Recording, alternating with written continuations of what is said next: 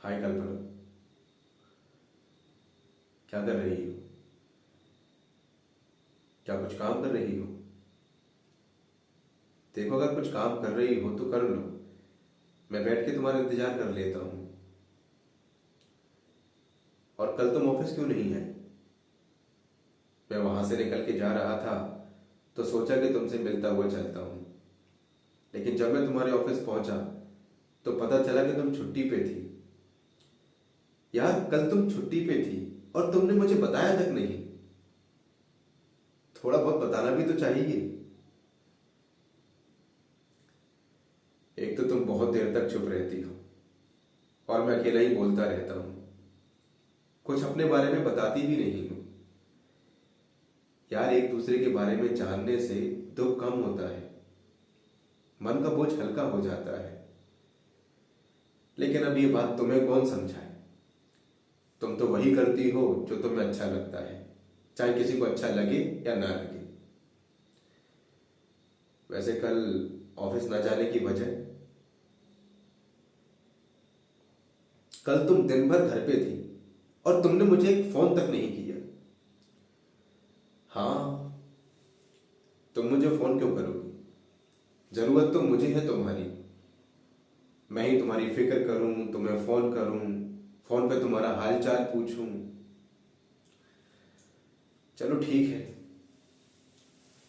कम से कम तुम मुझसे बात तो कर लेती हो।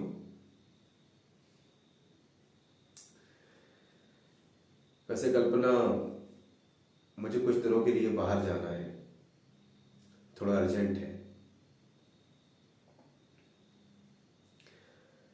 मुझे अपने गांव जाना है। माँ की तबीयत खराब है, इलाज में पैसे कम पड़ रहे हैं। गांव में मेरे पास 2 एकड़ जमीन है, तो सोच रहा हूँ कि उसे बेच दूँ तो इलाज के लिए पैसे भी हो जाएंगे, और कुछ पैसे बच गए तो उनसे छोटा मोटा काम भी शुरू कर दूंगा। आखिर मैं कब तक ऐसे घूमता रहूंगा? कुछ ना कुछ तो करना ही होगा।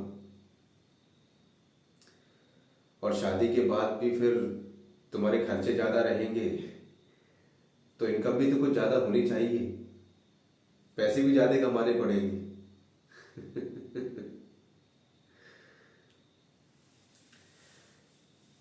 अपना ख्याल रखना। आज शाम को मैं तैयारी करूंगा और सुबह निकल जाऊंगा। लौटने में मुझे 4 से 5 दिन लगेंगे। अगर कुछ भी काम हो या फिर किसी काम की ज़रूरत पड़े तो मैं अपने एक दोस्त का नंबर दे के जाऊंगा, उसे फ़ोन लगा लेना। डरने की कोई ज़रूरत नहीं है। यार, अभी थोड़ी देर पहले तुम हंस रही थी, अब अचानक से उदास हो गई। 2-4 दिन की बात है, मैं वापस आ जाऊंगा। जाना मेरे लिए ज़रूरी है, समझने की कोशिश करो। अब मैं यहाँ ऐसे ही खड़ा रहूंगा या मेरे लिए कुछ बनाओगी भी? जाओ, मेरे लिए चाय बना के लेके आओ। जब तक मैं यहाँ बैठा तुम्हारा इंतजार कर रहा हूँ। जल्दी जाओ, बेवकूफ।